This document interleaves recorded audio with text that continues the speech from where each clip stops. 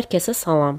Bugün Cənub mətbəxinə aid olan qıpqırmızı qızaran, çox ləzzətli və asan hazırlanan toyuq ləvəngisinin hazırlanmasını sizlərlə paylaşıram. Keçək hazırlanmasına. 2 ədəd toyuğu əvvəlcədən təmizləyib yuyub, suyu tamamilə süzülənə qədər süzgəcdə saxlayıram. Toyuqları hazırladığım qarışımla marinə edirəm. Qarışımın hazırlanmasına bu videonu tam şəkildə YouTube kanalından izləyib baxa bilərsiniz. Kanalıma abunə olub bəyənsəniz şad olaram. Digər toyuğu da eyni qaydada hazırlayıram.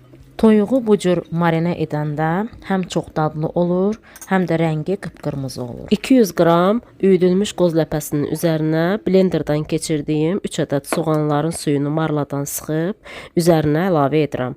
Onu da deyim ki, soğanı marladan sıxan zaman 1-2 dəfə də adi suyu üzərindən axıdıb yenidən sıxdım ki, tərkibində acılıq qalmasın. Sonra üzərinə zövqə görə duz, istiot və biraz alça turşusu əlavə edib yaxşı qarışdırıram. Sonra ləvəngi toyuqların içərisinə doldururam. Toyuğun bu tərəfindəki dərisini bıçaqla biraz deşib, toyuğun ayaqlarını çarpaz şəkildə keçirirəm.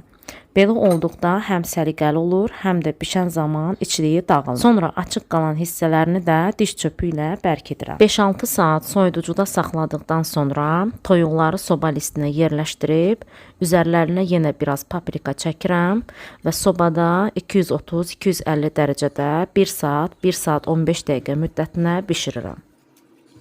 Ləvəngili toyuq artıq bişib hazırdır. Toyuğu bişirərkən mütləq 230-250 dərəcədə bişirmək lazımdır ki, əti şirəli olsun. Videonu tam şəkildə YouTube kanalımdan izləyə bilərsiniz. Zəhmətə dəyər verib kanalıma abunə olub bəyənib paylaşan hər kəsə təşəkkür edirəm.